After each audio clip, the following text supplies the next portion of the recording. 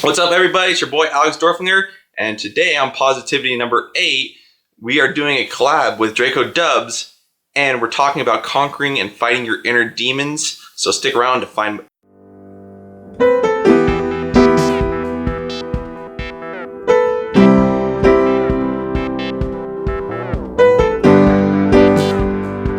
Enjoying my content, make sure to like that, click that like button, and hit and destroy that subscribe button for more great content. And now back to the video.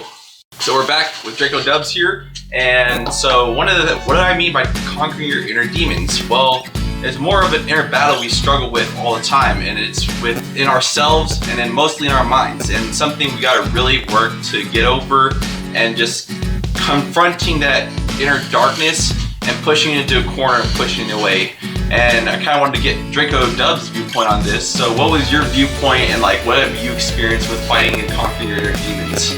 So one of the biggest ones that I've gone through myself is I had a moment where I would have pop-up thoughts, unwanted thoughts. A lot of people get these. Some could be erratic, some can be a little bit more like calmer, but mine used to be more of like a picture frame of many going through, and the more and more I try to think of something else to replace that thought, it's called a distraction thought. That's what I've learned, at least when I was working. When I was in I went to the hospital, and they taught me some things like noise thoughts and things like that, things that don't necessarily matter, or pop-up thoughts, uncontrollable thoughts that, especially like really bad ones, like self-harm or like rage. If you think of something like, let's say, if that pops up, they try to distract your mind with something positive, like think of like the accomplishments you've made, or you know, the people that care about you, things like that kind of stuff, things that you're really good at, passion, that kind of stuff.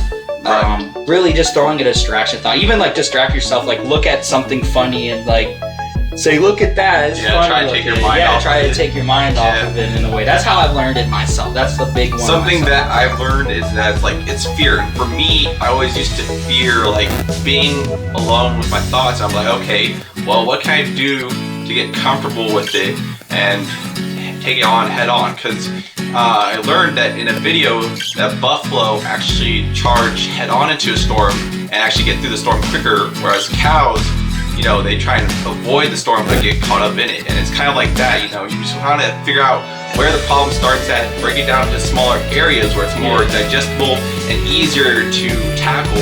And then when you really like face your fears, face your demons, you know, that are like causing you to feel that way or think that way, you really become more powerful and gain that upper hand. And you really don't see it as such a big a threat as it used to be. It's more of like when it becomes a big monster to a small little wolf pup, you know, it's not as intimidating. And once you really start to focus on it and like stop fearing it, you know, like fear control your emotions in your life, you can experience and learn and see and do so much more things, you know. One of the things that I learned, especially with work, like at our job as such, one of the things that I had going with is like, to sound simple, this is an easy example. Let's say like you're working off, like you don't know how to use this like forklift thingy, right? And there's no one around to help you. You know, you're all by yourself. So you walk around, can't find anybody. So what you gonna do? Well, you feel that feeling of wanting to be stuck, right? Like your legs are stuck. Like that thing that zaps your leg movements and your arms, you don't want to move, and you get that feeling in your stomach. Just like, that's fear. That's fear telling you can't do it. But know that you can, and I know people out there can achieve anything if they just put their minds to it. Yeah. Like with the thing, what I did is like, basically it's like, okay, what am I afraid of? I'm afraid of getting in trouble or like causing an accident. Okay, well, try to look out for those things. Learn, and let's go learn this toy. I don't know, like, act like a little child takes over. Let's go play with a giant Tonka truck.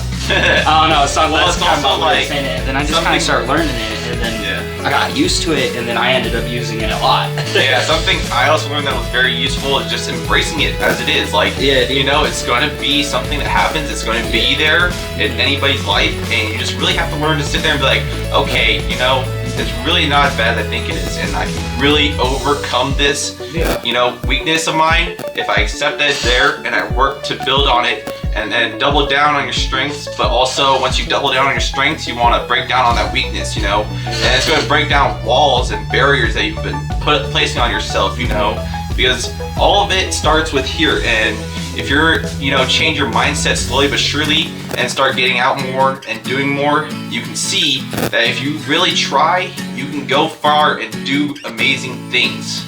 You'll start to feel this feeling, like that Zen feeling, the white, what is it called? White zone. White zone, where you like have no pop-up thoughts and everything's nice and tranquil. You start to get to that point when you start doing things. Yeah. Like that. It's insane. And it's just like, it's really calming. You feel like more like, well, how I described it was feeling like a Shaolin monk, you know? Yeah. So I grew up around learning about Shaolin monks, and you feel that powerful. You know you're powerful, but you don't have to use that towards anybody, because you know you have better things to do. Yeah. And you're not saying that you're better than everybody. That's not the case. It's just like you have better things to do with your time and your energy, and that wasting over something so small is not worth your time or your energy. Yeah, especially like if someone comes up to you and says shit like I get this sometimes, like, pull up your man, damn pants, all that. Just like, okay, sure. Yeah.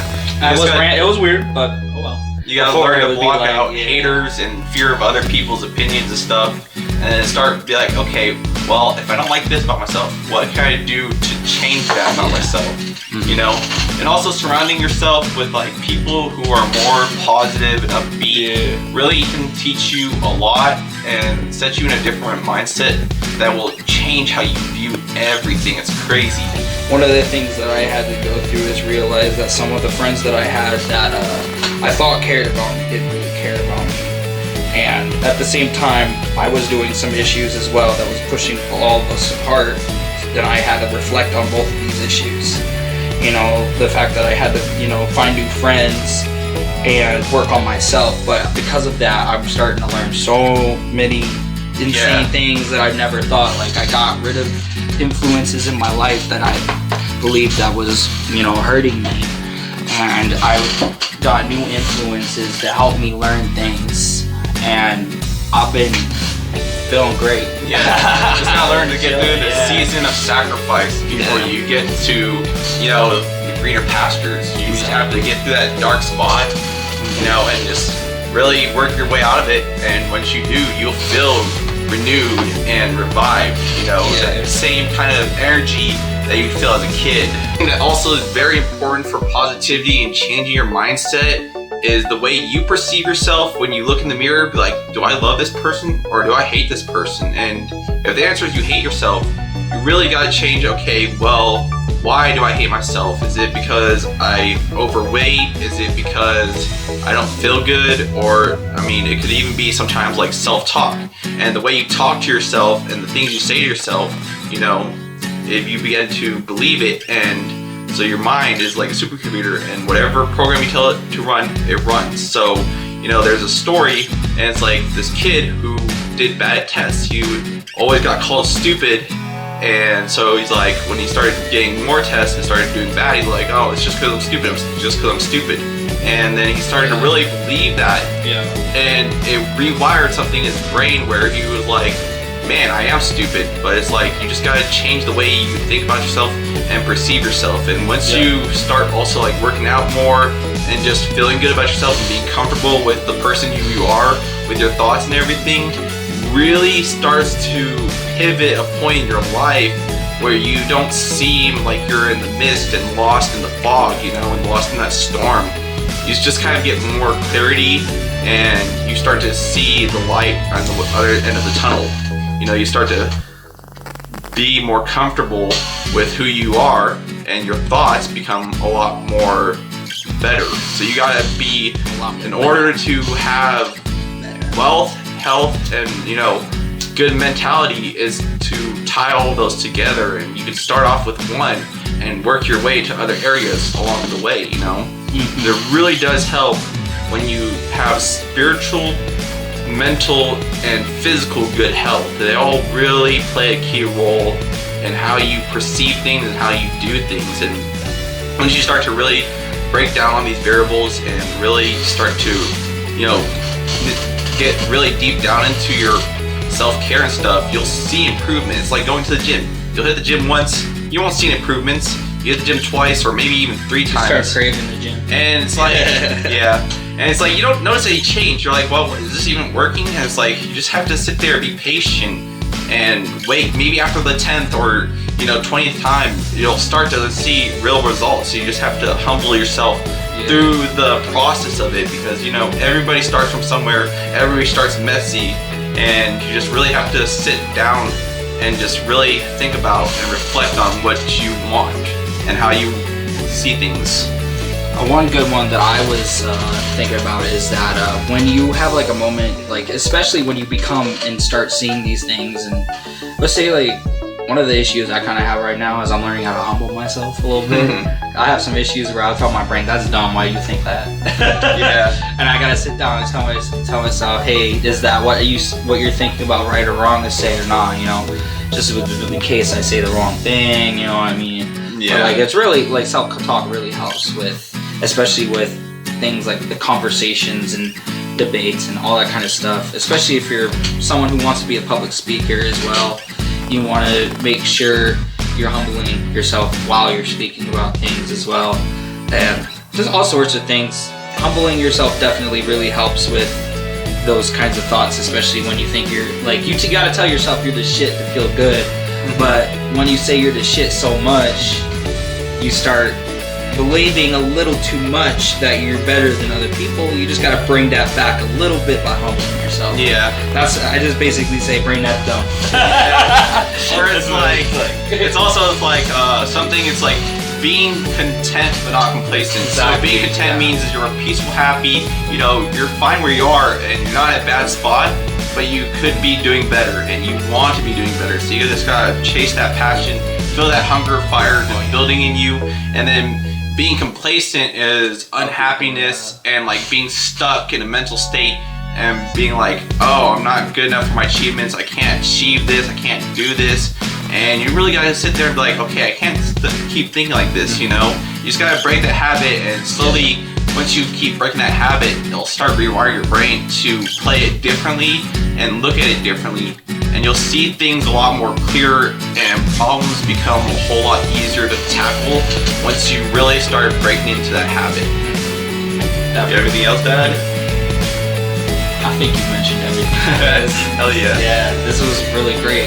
Thanks for having me on, man. No Appreciate problem. it. Hell yeah. Thank you guys. Stay legendary, stay beautiful, and I'll see you on the next adventure. Don't forget to check out my boy Draco Dubz. He makes some really awesome music. He's on YouTube, and it's spelled Dubz is D-U-B with a Z. And you'll find his videos. Go check them out. Link in the description down below.